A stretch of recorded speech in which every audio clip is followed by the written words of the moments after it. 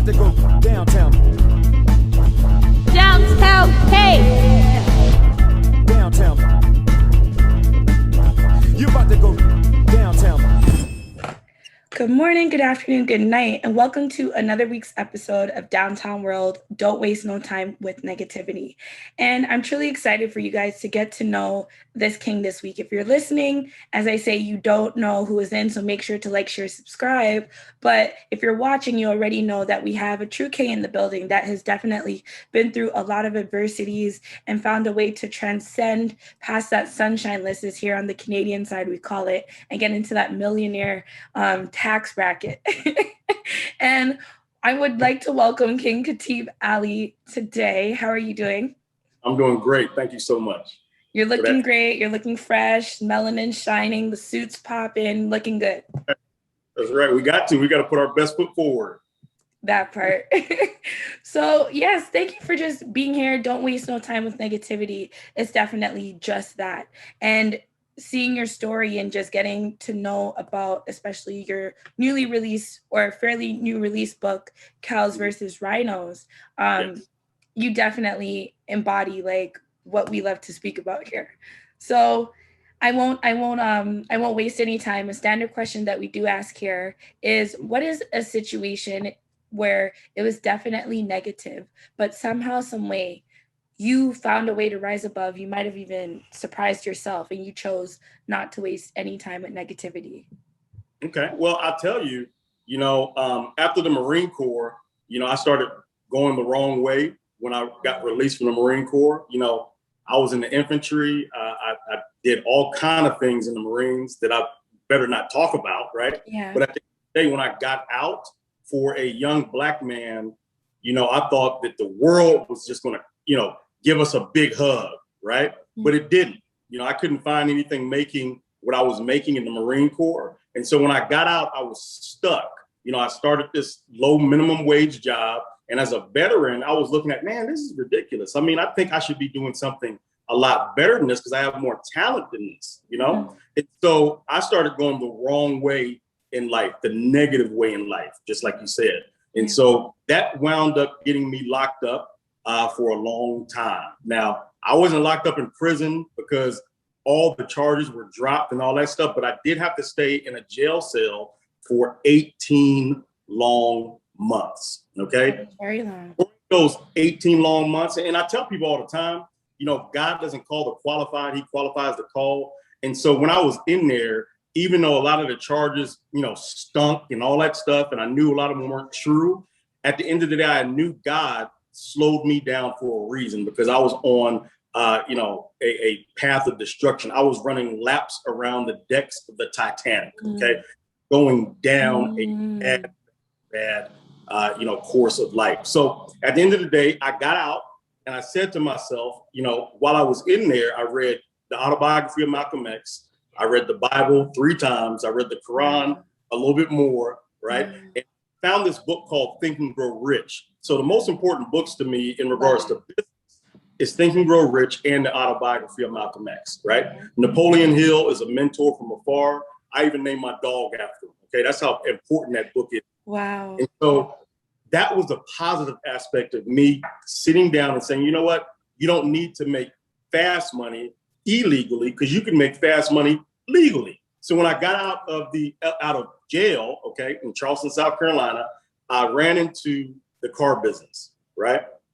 I excelled in that business and made a lot of money in that business. At 26 years old, I made over 150 grand. So I found my niche, right? And luckily, it was a guy that was in the Marine Corps, retired, that gave me my shot, He said, hey, man, I know you don't have any background in the car business. I know you don't have any skills in this business, but I'm going to go ahead and hire you. But I'm not going to hire you for Lexus, where he worked.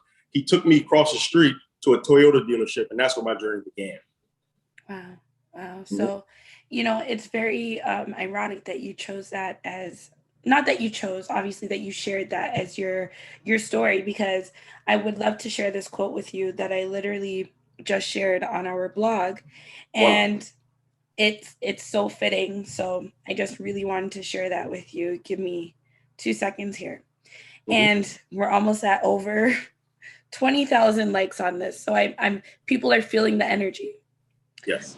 When someone is, and with this being said, it could be a person, place, or thing, but in this quote, it just says, when someone is not meant for you, the universe will trigger them to mess up,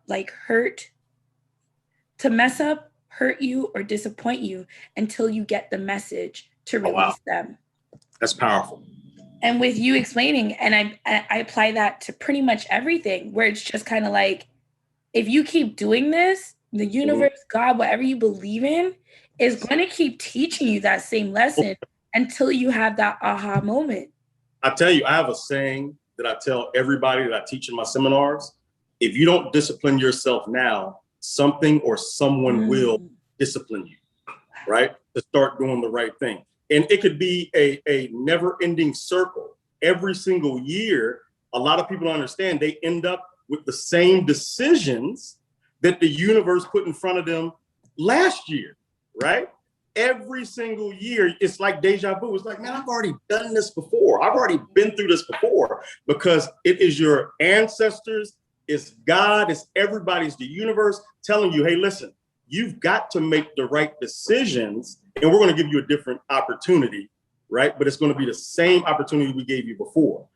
So if you don't discipline yourself now, someone or something will discipline you. And so I was disciplined a long time ago because I thought I was going to do it. Man, my mom stopped me and said, hey, I could smell evil on you, Khatib. Oh my gosh. I could smell it. That's what my mom called it. That's how she pronounces it. Moms and grandmothers know.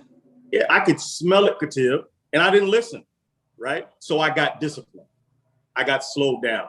But that slowdown opened up my eyes, and I grew from it. Okay. Yeah. Sometimes we got to grow through things in life versus going through things in life.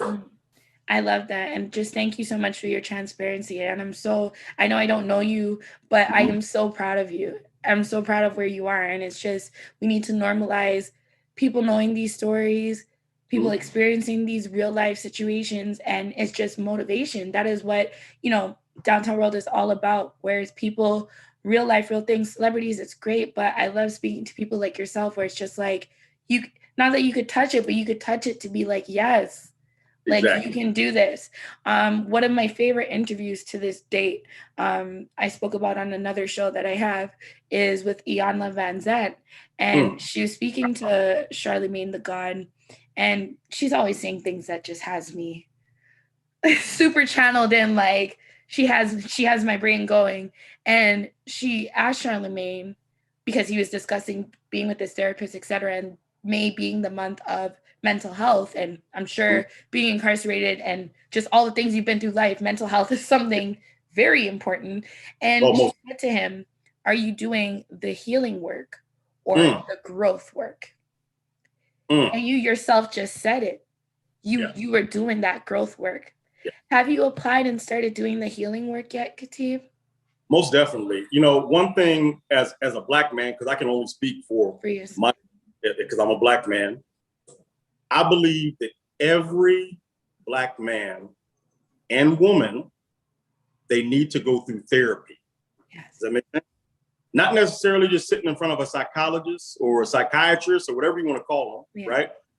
Whether it's your pastor, whether it's your imam, whether it's a mentor, you need to go through some form of letting out what you've been through, okay? Because we've all been through hardships. I've never said that I've ever wanted to be in anybody else's shoes, because I don't know what they're going through, what they're walking through, and the pain that they have, right? But I do know, us being Black Africans, okay? I don't like saying African Americans, but Black here in America, okay? We need therapy, okay? We need to talk about our hurts, especially Black men, because we grow up with toxic masculinity. Does that make sense? I remember I skid my knee one time. I hurt my knee, I was bleeding, I started crying, and my dad picked me up and said, stop crying, stop crying, be a man. I was like, wow, and at 7 years old, that affects you. Does that make sense? It really does. Right? Instead of kissing me on the cheek and say, hey man, it's gonna be better, are you okay? It was more so, hey man, we're not gonna cry, we're not gonna show our emotions. Does that make sense? And it still goes for men today that's raising children. So I really believe the healing process, we need to heal our inner child. Okay. We also need to come to terms with loving ourselves and loving who we are as a person individually. So yes, I've done the growth work through relationships, why a relationship doesn't last or why a relationship is going this way. Yeah. A relationship is simply a mirror of yourself. Okay, I'm gonna say that one more time. A relationship is simply a mirror of yourself, right? So I'm definitely doing the healing work, and I've done a lot of it. And listen, it doesn't happen overnight. Definitely the business not. portion is awesome, but the personal portion, getting married and all that stuff, and having life with somebody, we all have to work on that. And some people got it figured out, right? So yes, I'm doing my healing work, definitely.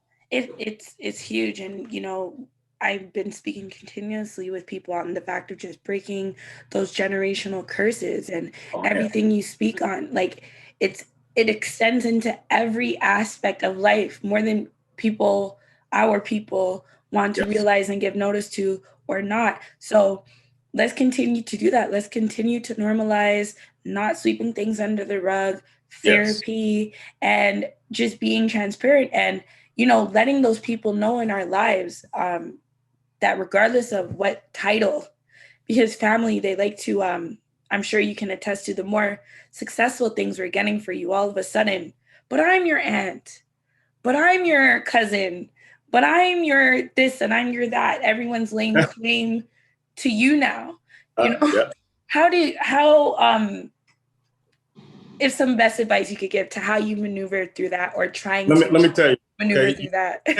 You can't just throw your family away. You can't, just block family out and all that stuff. But I do have a saying. I have a lot of sayings, right? If you can't change the people around you, change the people around you. All right. And all that simply means is my mom, for instance, listen, the most negative person in my life that I love to death is my mother. Okay. What are you doing? Why are you doing that right now? I mean, I'm 40 years old and she still treats me like I'm 13, right? Because she's mom. So I have to limit certain phone calls, or I have to tell mom, hey, mom, listen, I'm gonna have to get off this phone right now because guess what? You're bringing negativity into this conversation and you're lowering my vibe. So I'm a bad mom now? So like nope, I'm just the worst of the worst? I love you, Mom, but I gotta go. Oh, yeah. Nothing wrong with that. I feel like you're reading me right now, Khatib. Nothing wrong. But it's real. And if at the age, like I am new, I'm going to be 30 this year. I know they say a lady shouldn't tell her age, but I'm owning that, right? I'm turning 30 this year. And I said to myself last year in my 20s, I'm not holding back. Yes is the word. The worst possible response I can get is no. And like you said, whoever that title is, if negativity is attached, I don't care who you could be. It's just not right now. I'm super locked in. Not right now. Not right now. Me, you could be the president, and I'm going to have your naked.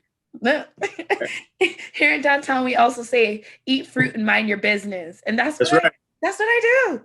And that's what I encourage everyone to do. Eat fruit. It's great for you. Mind your business even better. Better. Right. What are some of the... Feel free to implement it in your speaking engagements. I feel honored.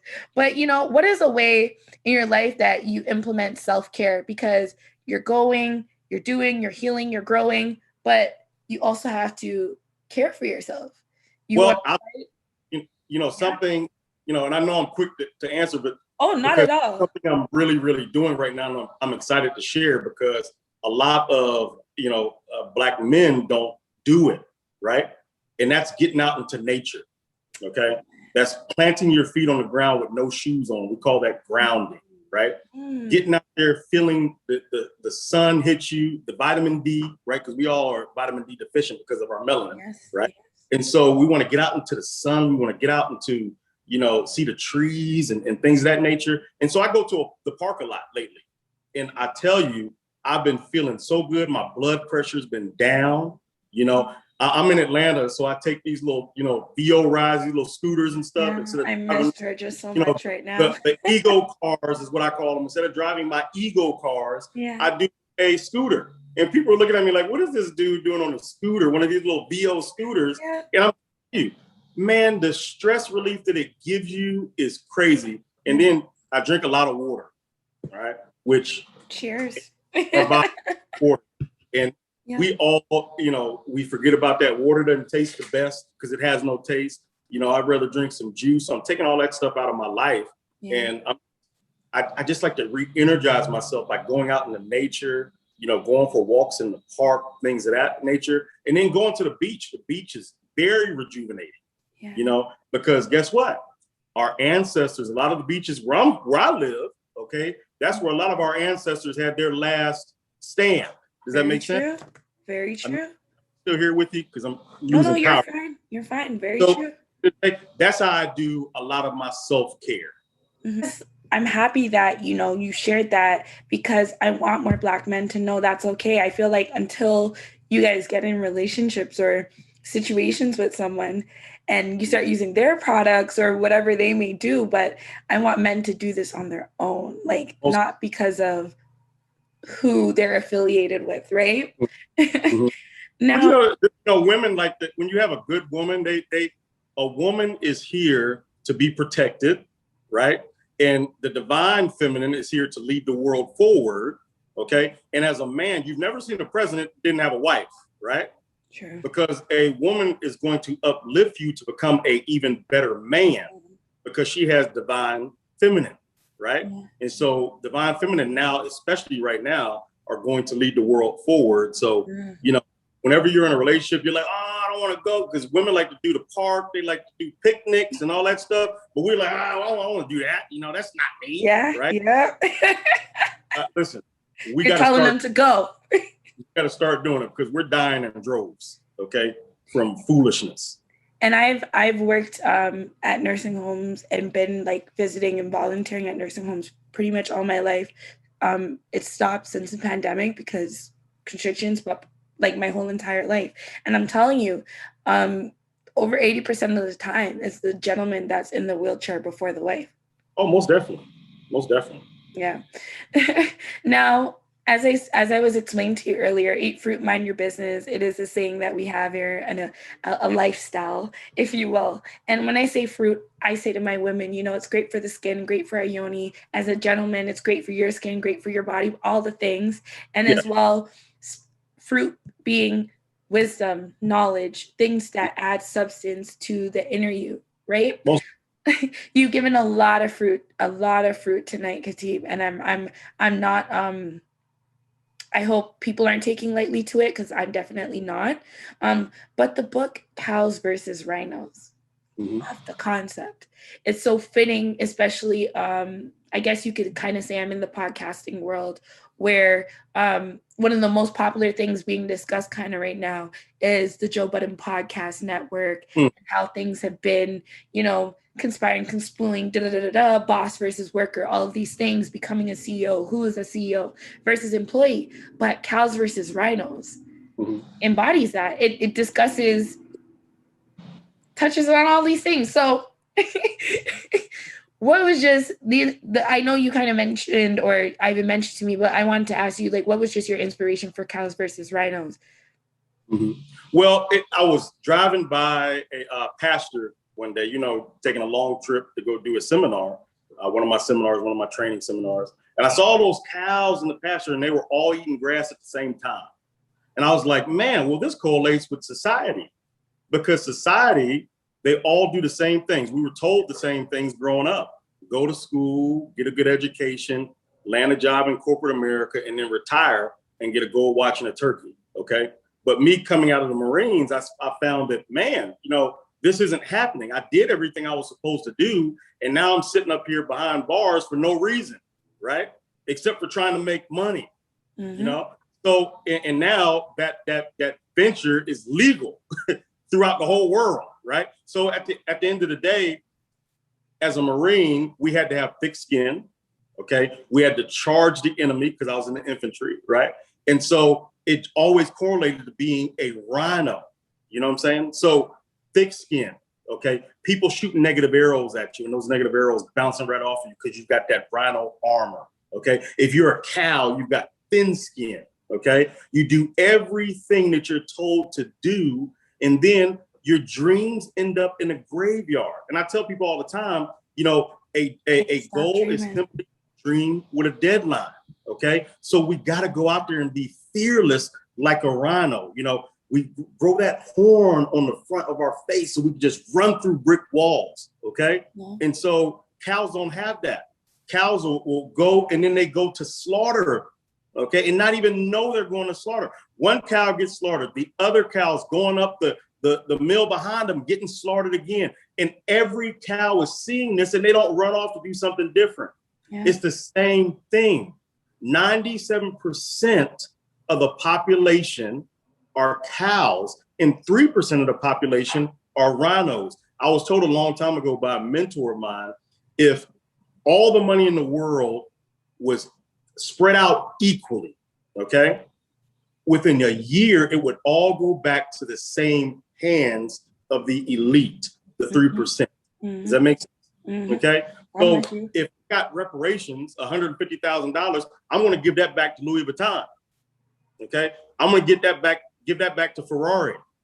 You know what I'm saying? So at the end of the day, all that wealth will go back to the same hands unless we change our thought process.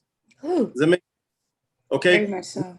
Prison right here. I was in jail for 18 months, but I was still in prison while there. And luckily, I got out of it. Does that make sense? Mm-hmm. Okay. It's not an easy road. Definitely not. Because if it was simple, everybody would be doing it. Okay. Mm-hmm. There's a lot of heartache. There's a lot of family that's looking at you, telling you this ain't what you're supposed to be doing. Like my mom, you know, why are you becoming an entrepreneur? Why are you getting into sales? You got a degree, you got this, you got that. But listen, I wish I could sell my degree back to the college it came from and get a big refund. And I'm not saying and use that and invest. Right. Right. You're preaching. Okay. They taught me how to pledge. They taught me how to have fun. Right. And I didn't really take it seriously because I'm an individual. You understand?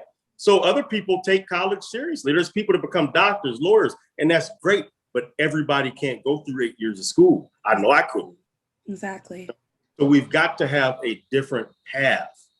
You know, a doctor, even if you get your doctorate and you become a medical doctor, you still have to learn how to sell. Yeah.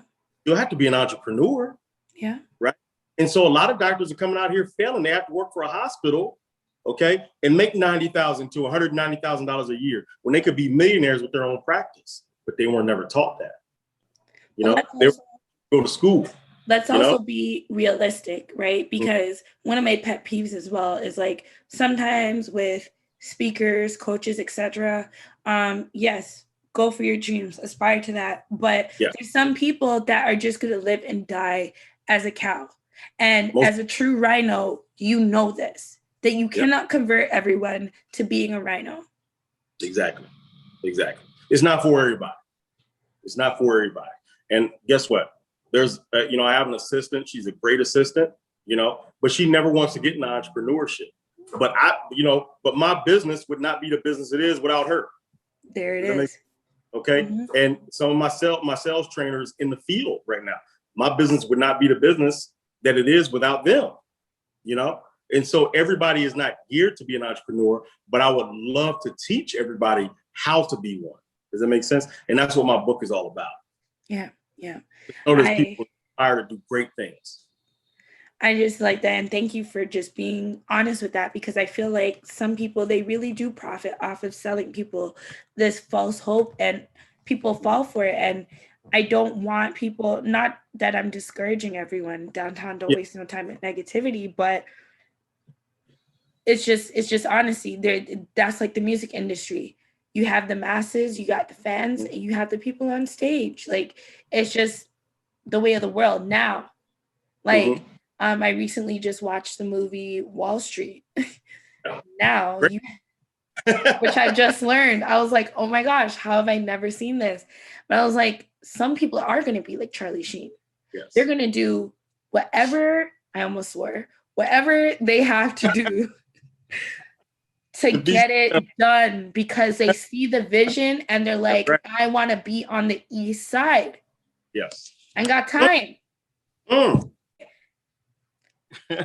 Want to be on the east side. And some people are cool still being in the cubicle, showing up every day, because you have to be dumb to think that you're going to do the same thing and get different results on a daily. That's right. And I realized that being a part of the corporate world, where it was just like, okay, cool, 9 to 5, cool. I'm here on the 20th floor. Okay, cool. Office, cool. Like, ideal job, but I still feel incomplete. I still feel like I still have no say. I still, you can't complain about anything. You can't discuss anything. No. So, and the biggest thing, you can't will it to your children, right? I'm here to try to build a legacy for my family and my grandchildren's grandchildren, right? And so the things that we do now, we got to understand we're doing it for our generations to come. Exactly. Does that make sense? Right? People that we don't even know. Yeah. You know what I'm saying?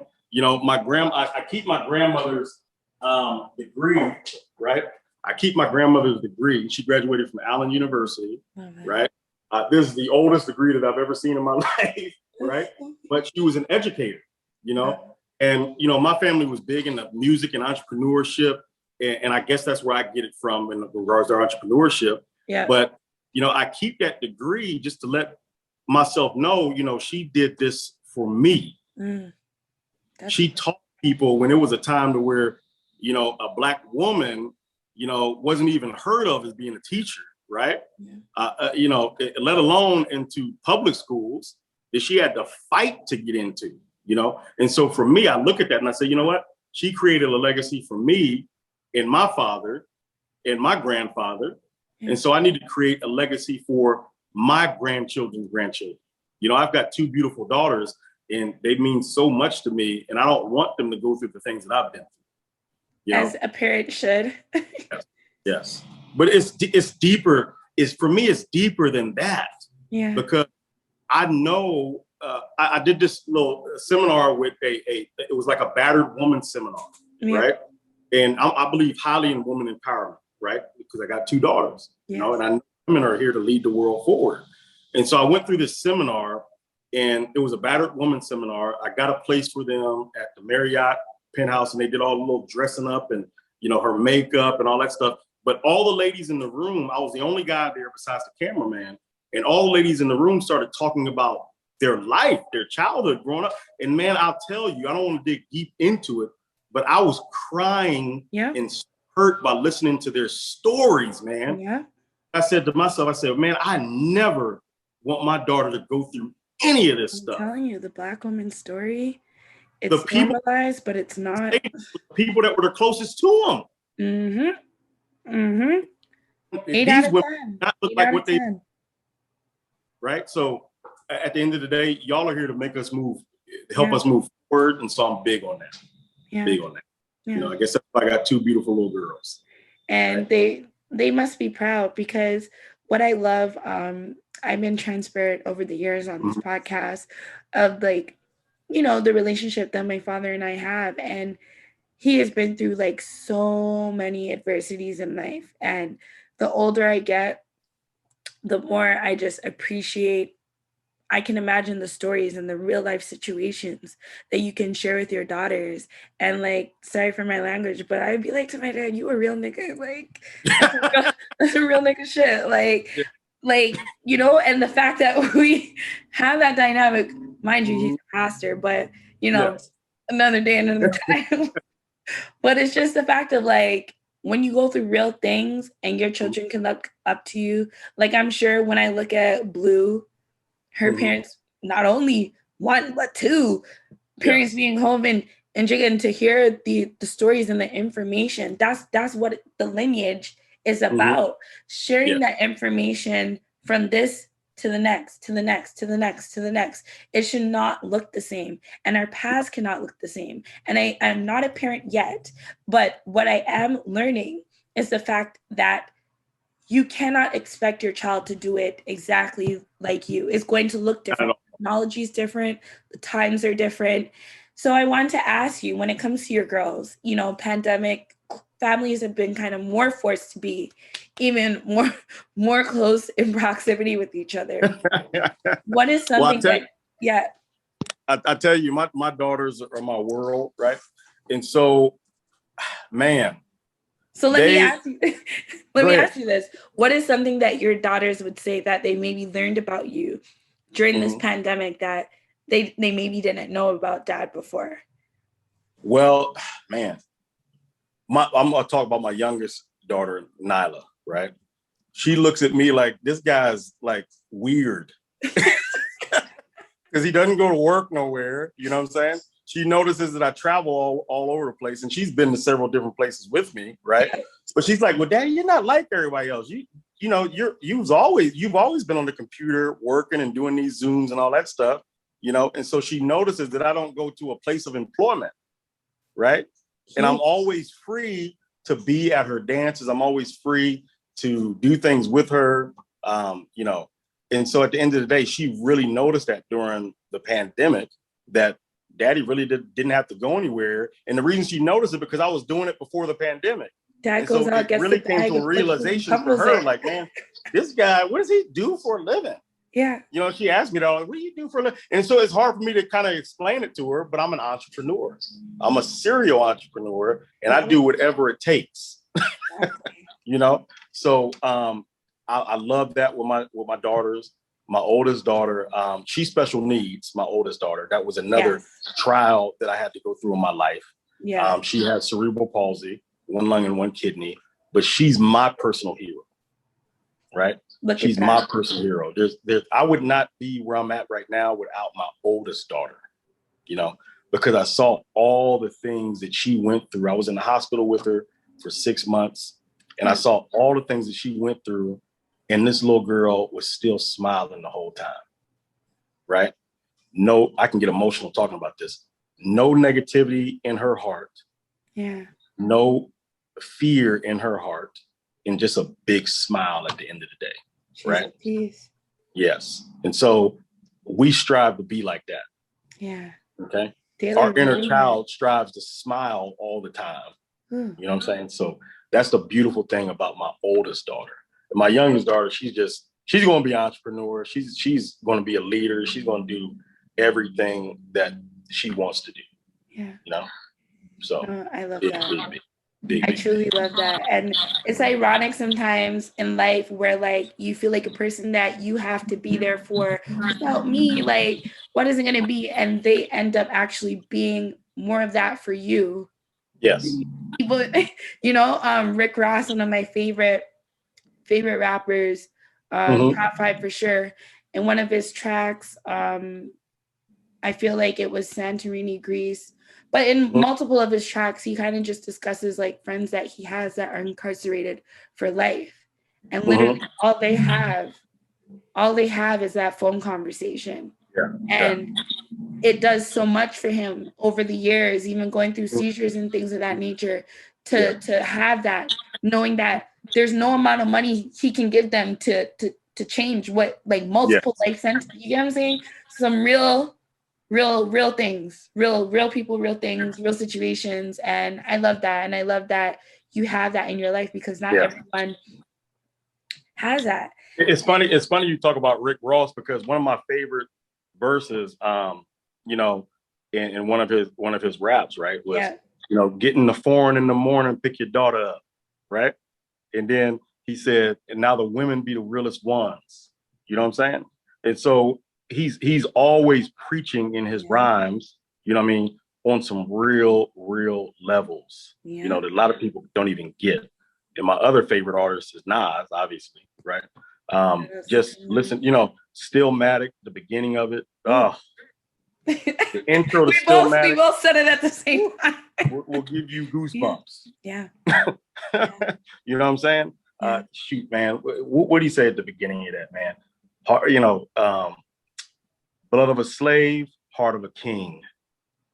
Man, turn my voice up. Right? That's the intro to Stillmatic. Yeah. Blood of a slave, heart of a king. Yeah. Wow. Yeah. Right? So hip hop, man, listen, I wear Adidas. If I'm not in a suit, I'm in an Adidas suit or a Puma suit, because guess what?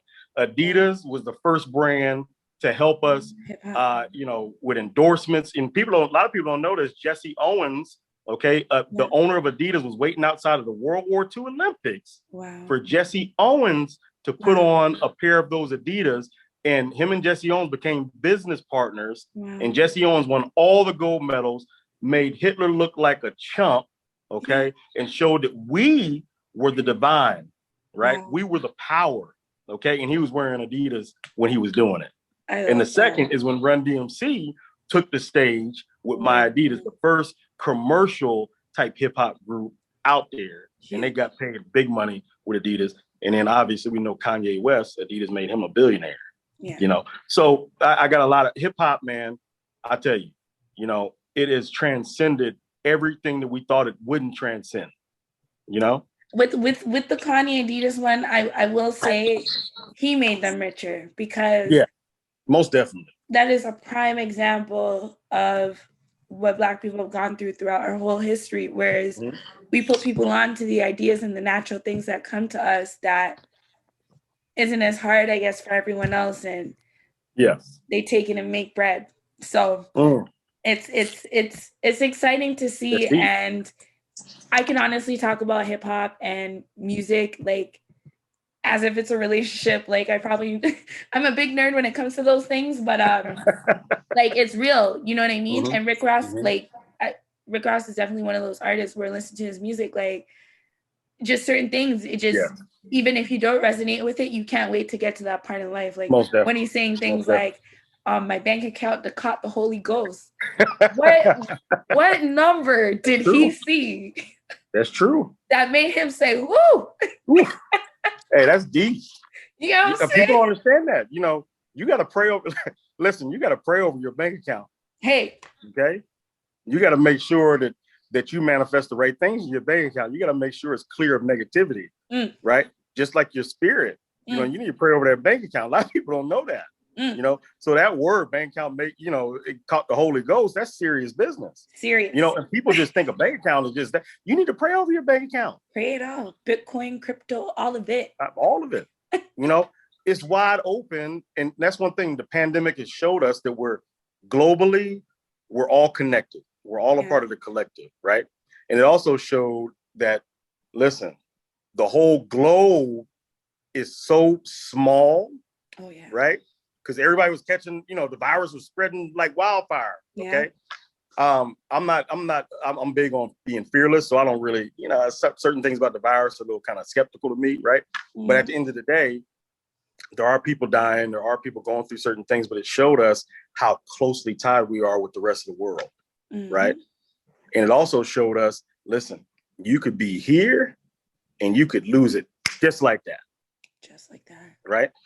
And it also showed us some good things. You don't always have to be at work. Okay. You can work from home. All right. You don't have to have somebody over your shoulder watching you work all the time. Managing all day. Right. Because you could be at home. And so I think the pandemic changed a lot of people's mindset, especially business owners that own brick and mortar businesses, that, hey, your employees need more time freedom. They need to spend more time with their family. We need to stop normalizing working 20 hours a day. We need to stop normalizing, hey, I wake up when I'm finished. I wake up when I'm finished sleeping. We need to stop normalizing not sleeping. Yeah. Okay? Because we need to take control of our health. We need to get 8 to 9 hours of sleep. Exactly. Right?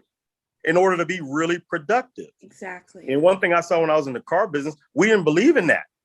Okay? Agreed. When I was a finance manager, we didn't leave the dealership until 1 o'clock in the morning.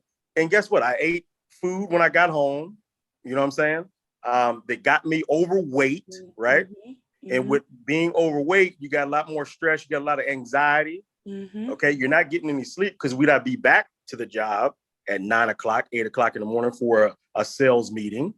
Okay. We're all cleaning up before the owner comes, and the owner's not doing anything with being on the golf course, but we're cleaning up everything. We're cleaning up our computers. We're cleaning up our desks because the owners are coming. What kind of foolishness are we doing?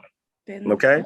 Yeah. I'm a big believer in, if I'm married, my wife is going to own her own business. She already doesn't have her own business, because I don't want to be working for somebody and her calling my job saying, hey, can we do dinner plans at 7? And then I say to her, well, I got to ask my boss. Yeah. That's not the way we want to live. Yeah. Okay. And I don't want to call her job and her telling me, hey, Tyrone won't let me off at 9 o'clock. I got to stay and finish up some paperwork. Whoa, whoa, whoa. Who's Tyrone in the first place? You might as well be married to him. Yeah. You understand? But that's what jobs do. And we're normalizing this stuff. Yeah. You know, and we need to normalize being with our family, growing our businesses. Even if you work a job, okay, at the end of the day, you still need to understand you need to have time for everybody. You know what I'm saying? Especially your family, your immediate family. Yeah. And that's why divorces are so high. Yeah. You know? And listen, the Black family, we need to correct ourselves because guess what? Every single movement that we've ever had that was a real movement was being financed by the Black family. There we go. And when you don't have the Black family financing things, guess what? All that money goes to whatever political party that wants to use us and abuse us. They'll get that money. Exactly. Regardless of what political party it is, it could be Democrat or Republican. Okay. Exactly. They use it for their advantage instead of opening doors that we need to have open. But the Black family financed everything. Everything. And we need to get back to that. Agreed. Right? Shout out to Killer Mike. Now. Great guy. Great guy. I hope to meet him one day, but just because Georgia, you know, South, and he's just one of those people in present times that I could be like are definitely advocating for actual actionable steps for things to be that. So another standard question that we do ask here at Downtown, don't waste no time with negativity, is you have the 5 elements. You have fire, water, earth, air, and spirit. Which element do you feel like represents you, resonates with you the most, and why? Well, earth, right? And I'd also say water because I believe in, you know, zodiac signs, right? I'm a Pisces, you know what I'm saying? So water rejuvenates you, but earth is man, it's all about planting seeds, right? You plant a seed in the earth like the trees, you know, trees are 100 to 150 years old. You know what I'm saying? They have more knowledge than anybody. Okay. They're living. Does that make sense? Don't think I'm crazy. No, I agree. I agree. Listen, trust me. If you look at our lungs, okay, our lungs look just like tree branches, right? Yeah. So the earth element is where we come from and where we will return. Ooh, run that back for me, team. Okay. Run that back. I'll say it one more time. I don't want to go over everyone's head. Woo. Earth is where we come from and earth is where we will return, right?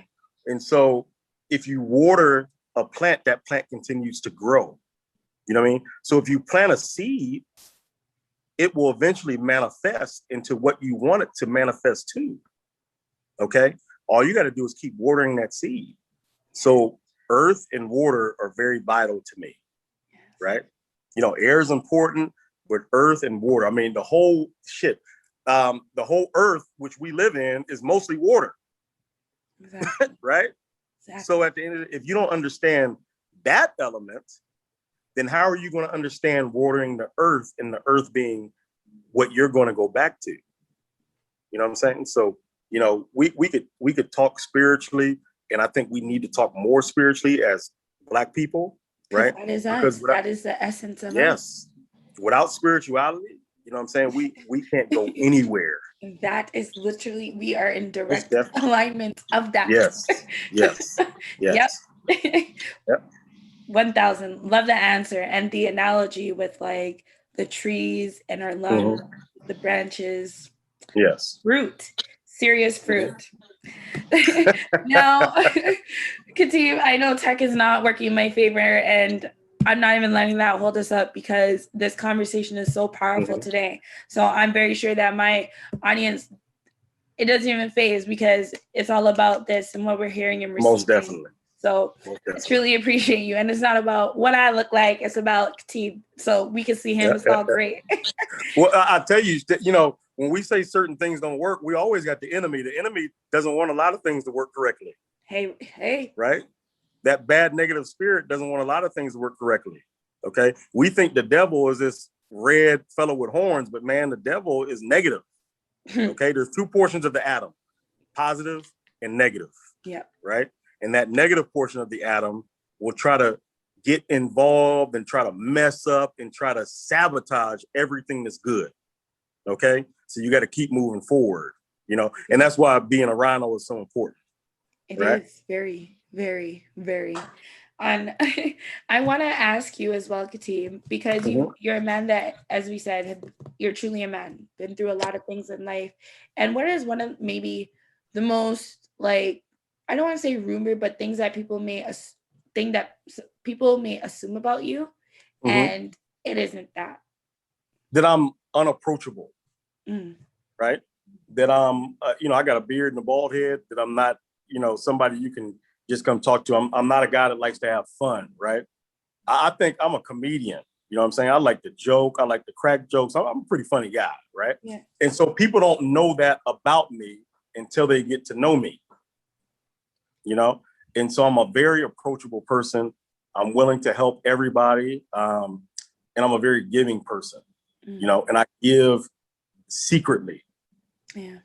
You understand what I'm saying? I don't give to show. Mm-hmm. You know what I'm saying? You know, so because I don't want to embarrass the other person. Exactly. Because I know if I'm a person and everybody's got their cameras on me and I'm on the street, yeah, and cameras in my face and all that stuff, and then giving me something, even though I'm going to accept it because I don't have anything, it's still going to make me feel unhuman. Does that make sense? I agree. So I'm a person that I live downtown Atlanta, so I walk the streets and just talk to a lot of the homeless people, and they're like, man, this guy's pretty cool, you know? And I learned so much from, you know? I feel like we share so many similarities in that sense, because some of my favorite people to speak with, seniors, as I said, I spent a lot of time volunteering, being around them, and as well being with grandparents, which all of mine are no longer on this earth, but the few times that I have been able to interact with them, children. Yeah. Those are some really amazing conversations if you allow your brain to be free. Oh, wow. Yeah. It's I mean, I could tell you, and this brings back something that my daughter told me. This was a while ago. I said, hey, sweetie, you're a queen. She said, I know, Daddy. This is my youngest daughter. I know, Daddy, I'm a queen. I said, well, I'm a king, right? She says, nah, Daddy, you're a prince. I said, well, what does that mean?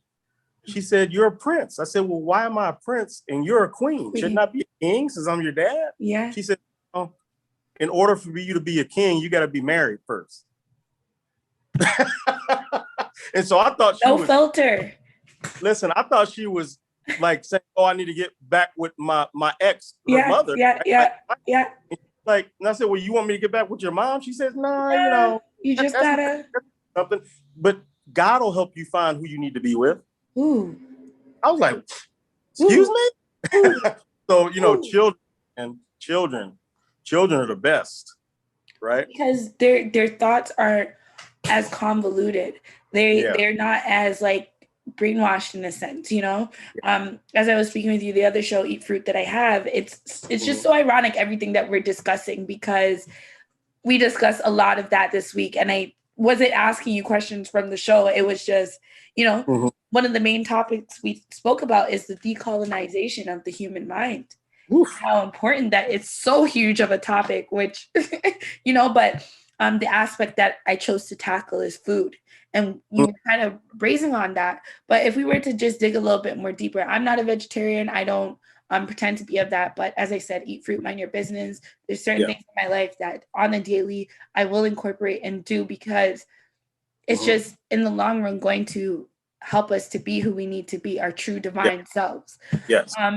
With food, I've also noticed I'm a very emotional eater. Happy, I'm eating. Sad, I'm eating. Hence all the extra quarantine stress weight. And we're also always in front of the computer. So it's so easy just to have something and be doing this all day. What is something that you've noticed with yourself when it comes to food, Khatib? And how have you adjusted that maybe in your life to a part of you becoming more aligned with your divine self? Well, I tell you, I've tried every type of diet. I've tried every type of vegan, You look vegetarian. great. So don't get me wrong. You look great. Right? Thank you. You know, I've lost a lot of weight just from focusing on self-care, right? And so, man, I tell you, I was dancing the other day. I had some pecan pie with some butter ice cream. I felt like I was 80 years old, and I was just shaking, dancing. But I tell you, you know, there's certain foods that bring your spirit down. Mm-hmm. It's good when you're eating it, but when you're finished eating, it's like, oh my God. And that's steak. I love steak when I first eat it. But after I eat it, it's like, man, what am I doing? Yeah. You know, I like white rice. That's a part of us, right? You know, our ancestry. You know, my family's from Charleston originally, Charleston, South Carolina. You know, that's where the slave ports and all that stuff were. Okay. Connected. My ancestors are directly connected to, yeah. Right? Charleston, I mean, you know, I'm talking about the country parts of Charleston. Right? Ollie Beach and all that stuff. And I'm Geechee too, but my mom was such an educator. She taught me she had me on hooked on phonics, all that stuff, right? So I don't, you know, I don't speak Geechee. But at the end of the day, like my family, you wouldn't even understand the way they talk, right? They sound Caribbean, but it's like a hardcore Caribbean. It's Geechee. Well, me and my family start chat, some people don't understand neither. Look down. What? That's how my mom and them talk. Look down now. What you do? What are you going to do? Turns into what you do? Yeah. I love it. Love it. But my great grandma used to have chickens in her backyard, right? Chicken coop, yep. Chicken coop in her backyard. She's like 90. You know, she wore all white. And I'm just discovering now she used to practice. She was Ifa, right? Okay. But anyway, that's our ancestry. Yeah. Was our, and so I've done a lot of backtracking on that. But getting back on the food topic, this thing called Hoppin' John, right? Okay. It's white rice, not red beans, but black eyed peas with chicken. Oh man. Listen, when you used to bite it and taste, it used to make you just do this. Oh, I haven't had that feeling in years. Yeah. You understand? So she used to put love in that food. Yeah. You know? Yeah. And so food's a big, big part. That's why I don't believe in diets. I just believe in eating less of what you right? And if I order some food, like some steak or if I order a plate of food, I eat half of it. Yeah. And I'm satisfied. Like that's what a lot of people don't understand. You have to kind of slow yourself down. You'll say, am I still hungry? Yeah, you know, and I just go back and eat the rest for like dinner or something like that. And so I've lost a lot of weight doing that. That's great. Because the other day I had a 10-ounce steak. Everything. I wasn't putting that back way down. I eat everything that I enjoy. Okay. I don't eat pork. That's just my background, you know, with my family, right? I don't eat pork. I don't knock anybody that does, right? But I just you're right. We shouldn't be eating pork. It's really hard. I'm in and out of it, but you're right. Don't be shy to say you're right. We should not be eating the pork. Do not digest it. Wine, right? So I'm not you know, but at the end of the day, I don't eat pork. Yeah. I shouldn't eat a lot of red meat, but I eat steak, right? I love chicken, but when you look at chicken, you don't want to eat a lot of chicken because a lot of chicken hormones put in it. It's not like the chickens in my grandma's backyard. No. You know, killer chickens, right?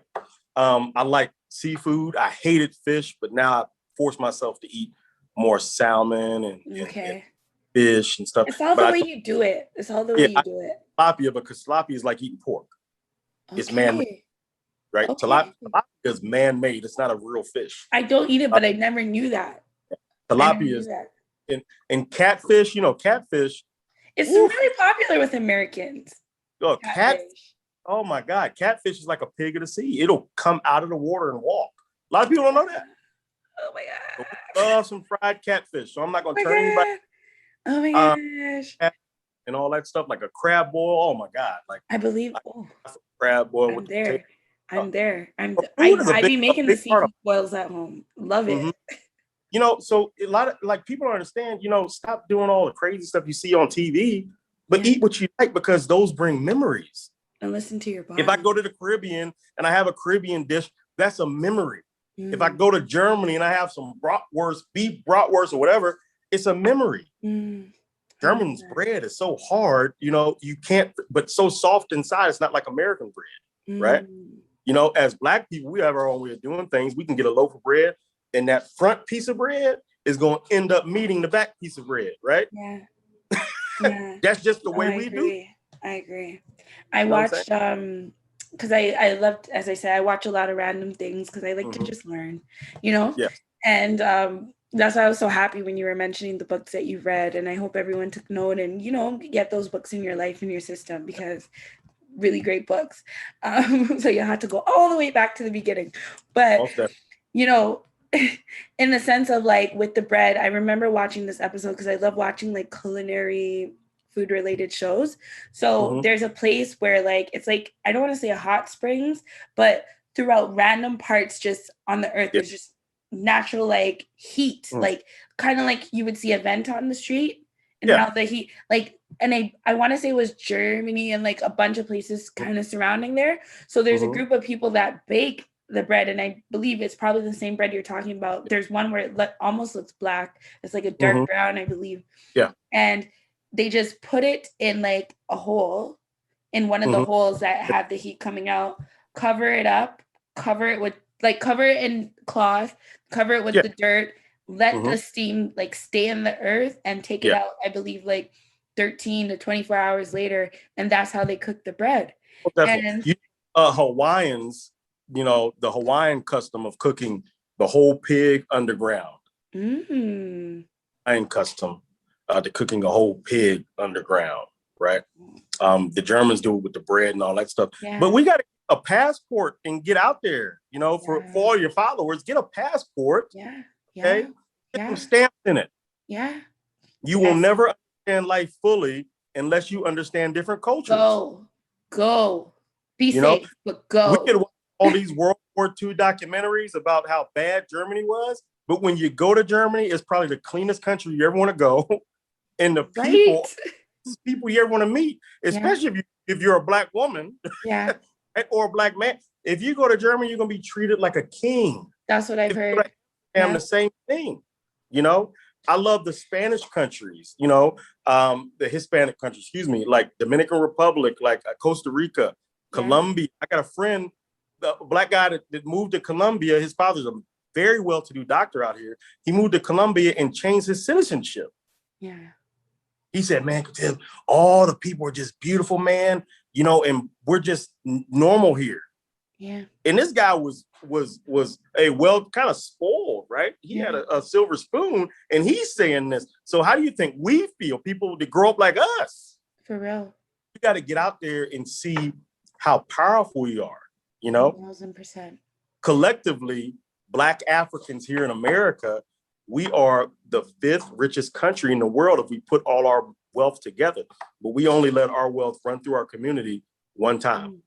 There it is. Not even one time, probably half, right? I heard it says less than like 5 minutes or something like that. Yeah, you got the Jewish community. It's just rotating through their community. To the point where they took a whole piece of land that wasn't even theirs. And here we are. Right? Here we are. We are, right? But the Africans in Africa, okay, are opening up the doors for us. They're opening up the doors for us in Ghana, Nigeria. A lot of people don't understand that most billionaires, besides Oprah Winfrey and Michael Jordan and, the other billionaires we know, there's over 15 billionaires in Nigeria that look like us. Right? And a lot of them are called Your Royal Highness. Like literally, the oldest monarchies in the world are in Nigeria. Excuse me, am I still here? Yes, you're here. So at the end of the day, we need to start rediscovering ourselves. Like get a passport. It's easy to get a passport and start traveling. Use it. Get out of where we're at. Get out of our neighborhoods, that aren't our neighborhoods, right? You could be. I was in a gang growing up. You know what I'm saying? Because I had a great family life, but I still wanted attention. So I was in a gang. You know what I'm saying? I was a blood, right? But I grew out of that. We were protecting the neighborhood that we didn't even own. We didn't even own the neighborhood, but we're protecting it. Yeah. Right? Let's go buy some land. You know what I'm saying? I'm looking in Valdosta. I love what they're doing now these days with the Crips and Bloods, you know, and figuring out ways to monetize it, because you look at groups like Harley Davidson. Oh, it's okay. Those guys are killing the game, right? A Harley Davidson isn't cheap either. We're giving fruit. We hope y'all do your Googles and just. Right. But I see it through hip hop. It's everywhere. A money. It's not like when I was growing up, I saw you wearing blue and I'm going to shoot at you. Not you know what I'm saying? You know, I was ordered to go in the Marine Corps, by the way, by a judge. Wow. You know what I'm saying? Wow. It wasn't a volunteer thing. It was, hey, man, you either going to do this or you're going to go in the Marine Corps. And I chose going into the Marine Corps. So, and it helped me get disciplined, right? Yeah. Like I said, if you don't discipline yourself now, someone or something will discipline you. Yep. Okay. But I see now through hip hop that the gang culture is not like it used to be. No. They're actually trying to monetize it. Yeah. But it's funny, we celebrate all the things, like we celebrate Scarface, right? We celebrate the mob, the Italian mafia. You know what I'm saying? You see it all on Netflix. Tony Soprano, you know. I watch them all. Yep. Goodfellas is one of my favorite movies. I mean, this is the reason I dress the way I dress, because I watch Goodfellas, right? Yeah. You know, when I put on a suit, it's like, you know, that's how I feel. Yeah. You understand what I'm saying? I get that from watching those movies. Yes. You know? But we celebrate those movies, you know? We do. And it's a gang type deal. It's a, you know, the mob type. But we as Black people are celebrating it, but we're not celebrating ourselves and growing through ourselves. Some of the biggest, you know, street gangs come from some of the biggest civil rights movements. Yeah. You know? Talk about it. Protect the neighborhood, protect police from coming in and brutalizing us, protect ourselves from getting brutalized from the police, you know, things of that nature, you know? And so we just need to understand how to market and make more money and do more positive things in our community. Yes. You know? I agree. So very, very big on that. Like, I keep my ear to the street. There's another thing about me that people don't know. Young men, I reach down to young men and I uplift them. A lot of men that are my age, they'll look at a young guy that's sagging his pants and all that stuff. Oh man, why are you sagging his pants? And all this stuff. Why is he wearing skinny jeans? Do y'all remember how we used to dress back in the day with Turbo and Ozone and they were breakdancing? Come on. Those guys were wearing half shirts and we were celebrating. Okay. Prince was driving a purple motorcycle. Okay. Yeah.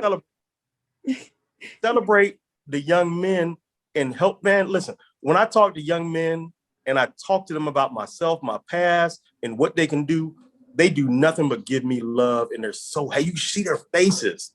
They can't believe that this 40-year-old guy understands them. It's real. But a lot of us pretend like we don't. We pretend like we didn't sag our pants and we didn't do that. So now we become judgmental. Don't judge unless you want to be judged. Yeah. Right? Yeah. But we're not uplifting our young Black men. Okay. Women can only do so much with a man, right? And they're doing a pretty good job, but right? It takes a man but we're not like back in the day, if my mama whipped my ass, my neighbor, if I did something, was gonna whip my ass too, and she's gonna tell my mama. Yeah. Right? And my mom was like, I'm glad you got him. Yeah. You know? But nowadays, we don't do that. You know, so young men are just startled when I embrace them and I try to uplift them. I never got it when I was a young man. Exactly. Okay? I got it from people that didn't look like me. You have to normalize it. Yeah. I got it from people that didn't look like me. Yeah. The old Jewish guys. Yeah. They saw talent and they said, you know what? I'm going to show him the way. Yeah. I even asked the old country redneck gentleman, okay, named Mike, right? Yeah. I pulled him aside. He was a millionaire. I pulled him to the side and said, hey, man, you know, I see you helping all these other guys out that don't look like me, that look like you. Yeah. Right? I want you to help me. You know? And he said, well, tell you all you got to do is ask. Right? But the reason he told me the reason we embrace them because they look like us. Yeah. So y'all need to start doing the same thing. And then he started naming all these people that weren't embracing me in the automotive business. And I couldn't say anything. I'm not going to say their names, but they own big deals. They could have took me under their wing, but he took me under his choice. Yeah, they wouldn't. Exactly. But I said to myself, I'm never going to do that. Exactly. Okay. I've helped so many by God. I've helped so many young Black men and women create 6 to 7 figure incomes because they are willing to listen. Yes. Some of them even dropped out of college because they were making more money than they've ever made just by running their mouth. Yeah. No hard work, just going through enough no's so they can get to a yes. Yeah. You know? And they were just astonished they made an $800 check within 5 minutes. Mm-hmm. Mm-hmm. Right? That they made $100,000 in a whole year and they're 23 years old. Yeah, but it's possible. But it's crazy. It's definitely possible, especially for us, because we're good at what we do. When we do it, we have to be better than everybody else. Yes. Right? And that's a bad thing, but obviously it's what we have to do. It's what we have to do. But we can't do it just by going through school, going to college, going to education and all this stuff, spending $150,000 to $200,000 on a college education before you get started in life, putting yourself in debt before you even get an apartment. Talk about it. Now we got the apartment after we graduate. We've got the car when we graduate. We've got the nice clothes when we graduate, but now we're in so much debt, we can't stop working for somebody. That's modern day slavery. Modern day slavery. Right? That cycle will never end unless we end it. And you are definitely... Sorry, Khatib? Mm-hmm. Yep. Oh, what did you just say? I'm sorry. I didn't mean to cut you. No, I said, things are going to change by the things that we're doing now. We're talking about it. Yes. Okay? We're talking about it. We're elevating ourselves, and it's going to manifest into us creating change. Right? But we keep doing the same things over and over and over again, expecting a different result. I vote. There's nothing wrong with voting, but unless we get our demands met, voting isn't going to mean anything. Does that make sense? Yeah, okay. Very much so. Like, we're still getting killed by the police. Like, if Biden or Obama's in office, why are we getting, especially Obama, why are we getting killed by the police? On national television, right? Being filmed with people standing around, we're still getting killed. Exactly. Right? So we've got to put stuff in our own community and keep building our own infrastructure. Agreed. Right? Agreed. So, Khatib, I just want to say before we continue is that thank you so much for such an amazing conversation today. Like, you're just full of so much knowledge and transparency. And I know your daughters must be very grateful to have a father with you in their life. And they will be just throughout, because it's very important to have men around you. You know what I mean? Anybody can be but true men, a man, is very important because, as you explained, the divine woman, there's certain things that men give that we cannot give. So presence is needed. I want you to let everyone know where they can support you, where they can find you, where they can get in contact with you. And what I'm also normalizing as well, Khatib, is how you prefer to be approached. Anyway, it doesn't matter to me. I'm not scared, right? But you can find me. My website is IamKhatibAli.com. My Instagram is IamKhatibAli.com, or not .com, but at Khatib Ali, okay, or Khatib, whichever way you want to say it. And that's IamKhatib.com, or the same spelling. Okay, and that's how you can get in touch with me. You can also find my book. I'm gonna throw in a cheap plug right here, right? No, go. This is all about you. I need a copy. I was gonna say I need a copy. You can find my book on Amazon. Just type in "Cows versus Rhinos," and you will find this book. Okay, it's all about personal development, and also shows you how to actually start a business, how to get an EIN number, because EIN numbers are free, but a lot of people get charged for getting EIN numbers, $150, $200. I don't know why when it's free. I show you step by step how to start your business, the simple logistics of how to start your business in this book as well.